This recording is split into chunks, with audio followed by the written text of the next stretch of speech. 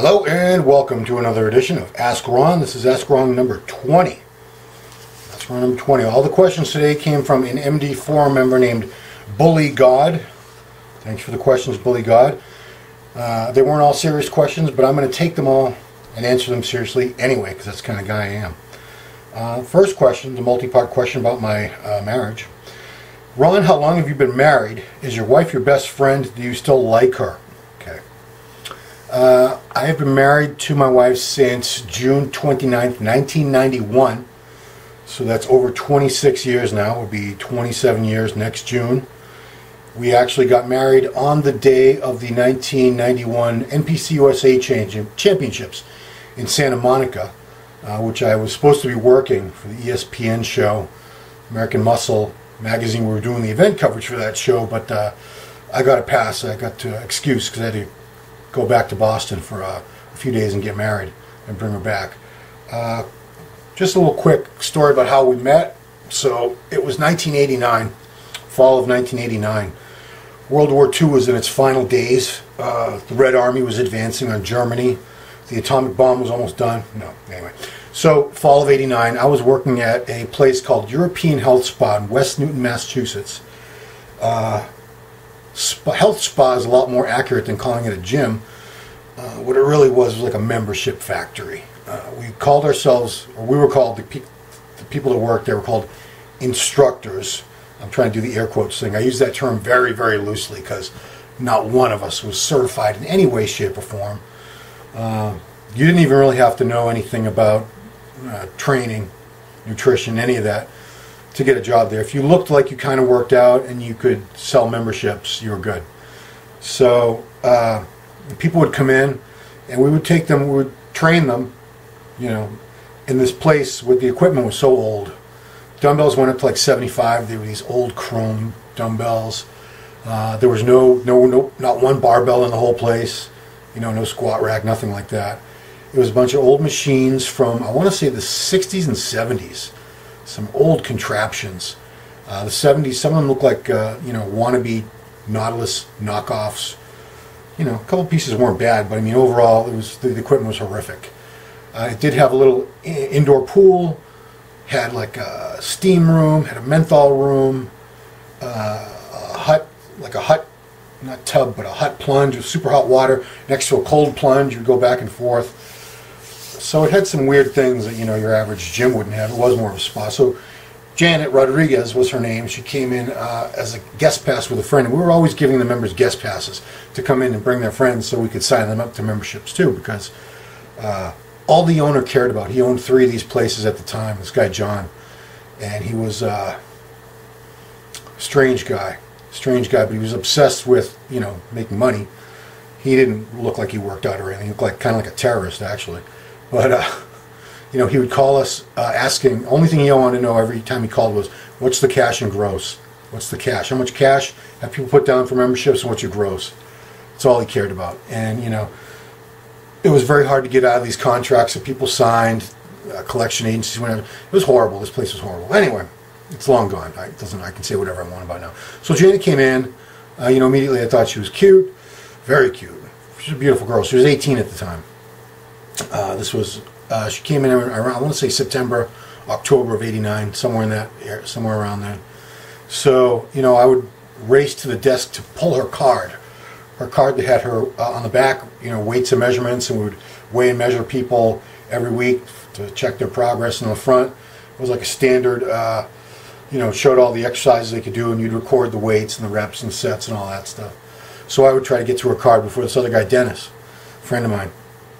Dennis ended up asking her out in December, and she went out with him once.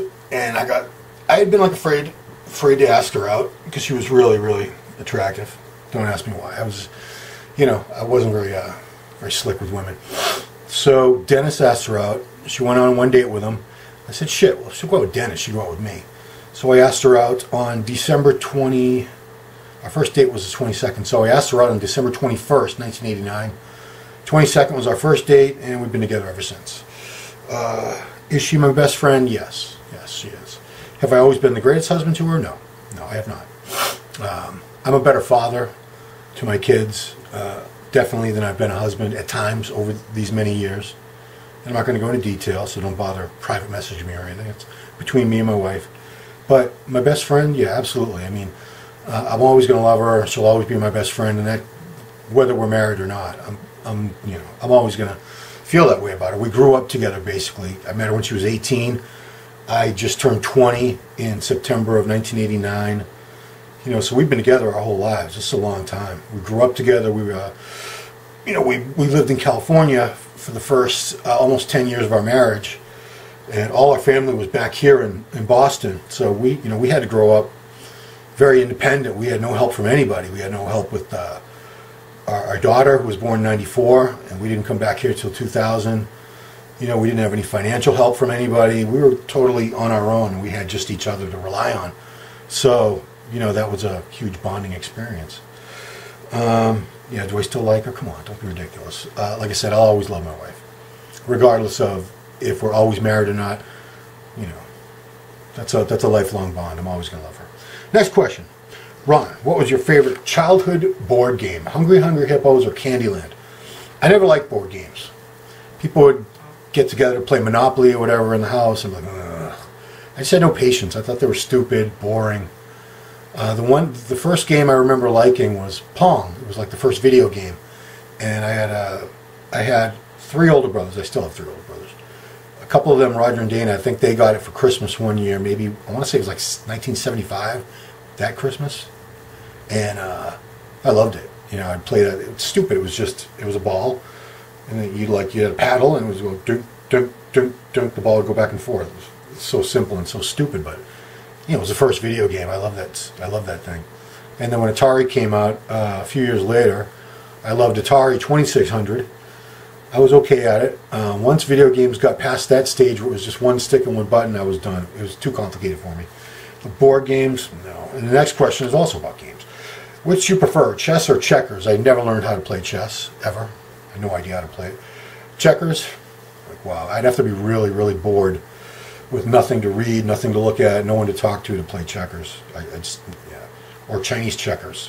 I don't even know what is Chinese checkers. Okay, so then he says, Ron, when you answered my last epic question on how you got started, what was your most difficult prep and why, or what made it so much more difficult than the others? I don't think any of them were really easy. I would say my last prep, which was summer of 2013. It was a long prep. It was altogether it was about 20 weeks. I did the NPC Team Universe in New Jersey in the Masters over 40 division, and at that time there was just one group. There was no weight classes. It was all anybody over 40. You were all together. So there was like 23 of us, and the weights ranged from I think the lightest guy in the class was like 150, and the guy that won, Malcolm Marshall, was 280 pounds, and I ended up taking 5th. At 205 pounds, at 5'8", not the biggest guy, but why was that prep more difficult? A couple reasons. First reason is I had sort of decided that it was going to be my last show, or those 2 shows, I should say. Team U and the Masters Nationals that summer were going to be my last shows ever. So I had a lot of pressure on myself to go out with a bang, do very well. So I had to try to look my best. I wanted my condition to surpass anything I had ever done by a wide margin, which at the Team U it didn't really. I was close, but at the Masters it did. But the 2 weeks between those shows, I only dropped from 205 to 201. It was only 4 pounds, and that was the difference I needed to get that real crisp, striated glutes, striated hamstrings, all that stuff nice and dry and crisp looking, but at the expense of muscle fullness, which I wasn't a big guy. I've never been a huge guy. I've never, ever been the biggest guy in the contest. So I couldn't afford to lose that, and I lost some of that. Plus, then I took a Diazide the night before. I don't know what I ended up weighing on stage. I'm sure it was high 190s. I'm sure I dropped a few more pounds. So, it was all just to get those striated glutes, and it didn't matter. It was my lowest placing of my entire career, even though my condition was really good. I ended up getting 14th out of 32 over 40 heavyweights. I was in the over 40 heavyweight division at the Masters. I had taken 5th 2 weeks before in an unlimited over 40 class. So I had assumed, I'd go to Masters 2 weeks later, I could probably do better because now it's a weight class. No, I was wrong. And another thing that made it kind of difficult, that prep, was in 2011 I had 2 surgeries. I had a right tricep tear in the summer of 2011, got that repaired, but that wasn't really affecting me. I shouldn't say anything about that. I'm just pointing out that 4 weeks after that I had another surgery inside this shoulder. It was a decompression, they call it. I have no cartilage left inside that shoulder, so it was bone on bone. It was extremely painful. Surgeon went in and he carved out some room inside for the bone to humerus to move around in. But that shoulder's never been quite the same. The pain eventually came back. I have a big bone spur in there. The surgeon told me, you probably need a full replacement, but if you keep training the way you do, you're going to wear out the prosthetic or the implant, whatever it is, within a few years, and you're just going to have another shoulder replacement. So I'm not going to bother. But yeah, training was a little more difficult, especially chest, shoulders. I gutted it out. It was a lot of pain. I would say every time I trained chest or shoulders, there was pain that would linger for many days afterward. So, which basically meant I was always in pain.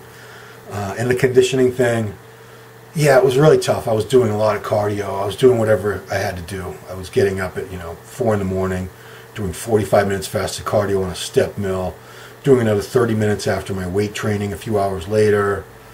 I'm not going to say it was like the hardest prep, because a lot of people have had tougher preps, I'm sure. But that one was a bitch for me.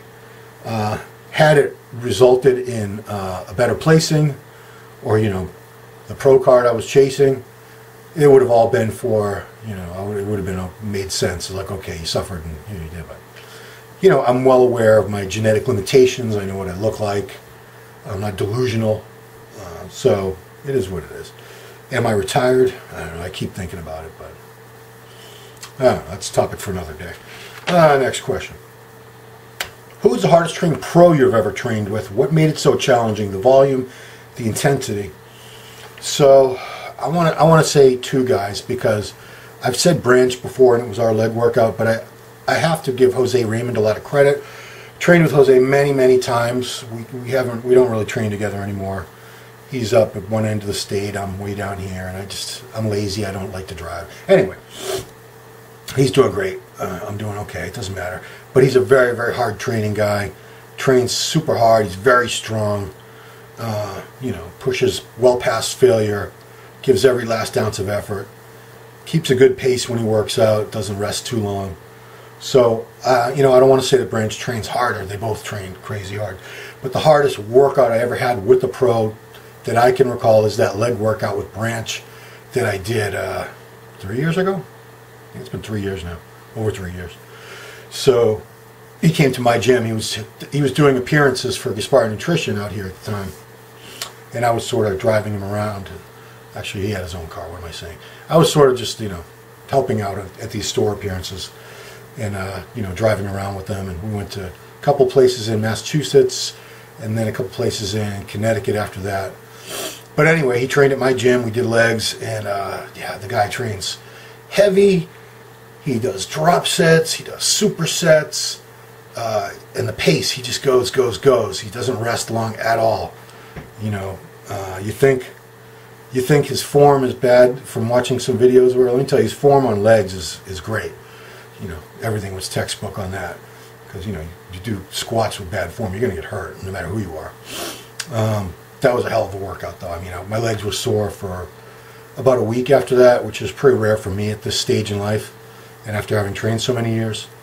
And I've said this before, but the workout was so demanding on my nervous system that I almost quit. I wanted to quit, which was the first time I've ever trained with anybody where I actually contemplated quitting. It was that bad. I just felt like I was dying.